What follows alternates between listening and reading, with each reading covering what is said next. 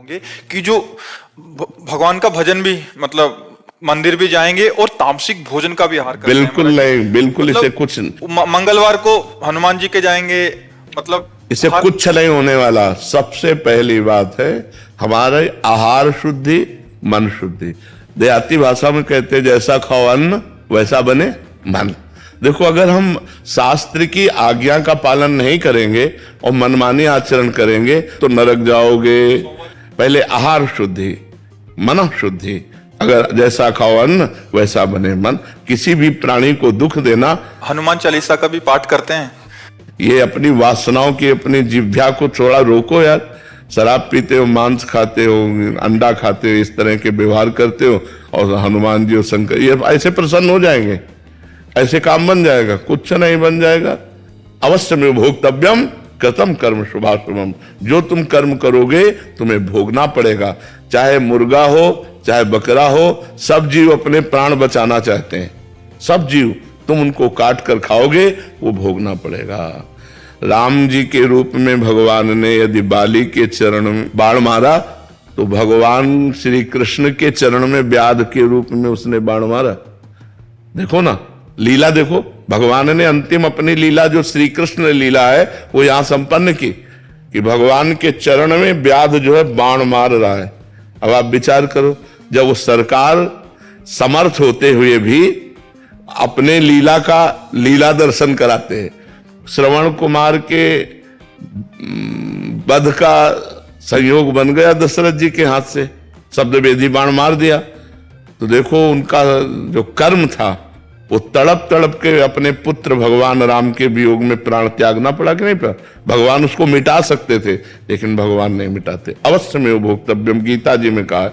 इसलिए हमारी प्रार्थना है कि तमोगुणी भोजन का त्याग करो, सात्विक भोजन और संयम से रहोगे तो तुम में जो बल आएगा वो एक महान पवित्र बल होगा। आज बल नहीं दिखाई देता, चेहरे में कांति नहीं है, विचार में पवित्रता नहीं है। ऐसा नहीं, हम पशु नहीं हैं, हम मर्यादा से चलने के लिए हैं।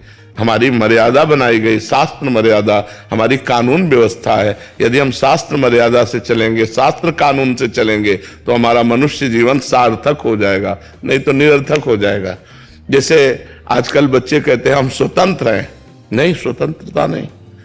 माता पिता की आज्ञा की परतंत्रता, शास्त्र की आज्ञा की परतंत्रता, गुरु की आज्ञा की परतंत्रता, कानून की परतंत्रता, अगर ये स्वीकार करोगे तो स्वतंत्र हो जाओगे।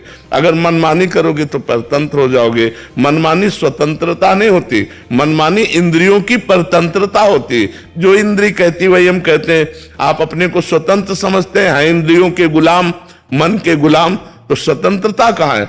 स्वतंत्रता तब होगी जब हमारी बात पुनः समझ ले, शास्त्र आज्ञा के अधीन चलोगे, गुरु के अधीन चलोगे, संतों की वाणी के अधीन चलोगे। भगवान शास्त्र और संतों के रूप में विराजमान है तो आप स्वतंत्र हो जाओगे, माया मुक्त हो जाओगे। तो आचरण और भोजन ये दो का बहुत बड़ा योग है। अगर हमारा भोजन ठीक तो हमारे आचरण ठीक होंगे, हमारे आचरण ठीक तो हम भगवान को प्रसन्न कर सकते हैं। गंदा आचरण। अभी कल परसों एक प्रश्न आया था कि गांव देहात में महाराज जी क्या है कि छोटे छोटे देवी जी के मंदिर हैं और गांव में किसी के घर में बच्चा हो रहा है या शादी हो रही है तो महाराज जी बकरा लेके और फिर उसका वो करते हैं, बलि देते हैं। फिर महाराज जी फिर पूरे गांव वाले आते हैं, फिर पूरा मांस वो करते हैं। मंदिर भी जा रहे हैं महाराज जी, देवी की आराधना भी कर रहे हैं। ये सब ये भोजन, ये आसुरी वृत्ति है, इससे भगवत प्रसन्नता नहीं होती। हम सबको बताना चाहते हैं, जगदम्बा को जगत जननी कहते हो तो बकरे की भी माँ है, जगत जननी है ना। मां अपने पुत्र की बलि से प्रसन्न कैसे हो सकती है? हमें तो नहीं समझ में आता। और जब वो जगत जननी है तो बकरे की भी मां है, वो भैंसे की भी मां है, वो गाय की भी मां है। वो मां जो जगत माता है वो अपने पुत्रों की बलि से प्रसन्न कैसे हो सकती है? अगर वो प्रसन्न होती तो तुम्हारा मंगल हो जाता। किसका मंगल हुआ बकरे की बलि चढ़ाकर? हमें बताओ। देवी अप्रसन्न हो जाएंगी अगर नहीं किया ऐसा, तो महाराज जी ये भी माने।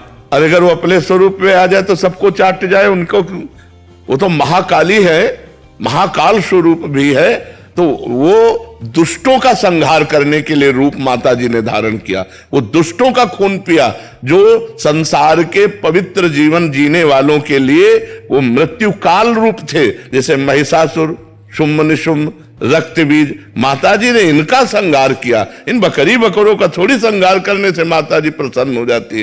ये तो मूर्खता है, कोरी मूर्खता है। कभी माताजी प्रसन्न नहीं होती। हमें लगता है कभी ऐसे कार्य नहीं करने चाहिए और ये सोचो कि माँ प्रसन्न हो जाएंगी, मुझे ऐसा नहीं लगता। माँ ऐसे नहीं, कुपुत्रो जायते क्वचिदपि कुमाता न भवति। माताजी तो तब प्रसन्न होंगी जब सब पर दया करने लगो।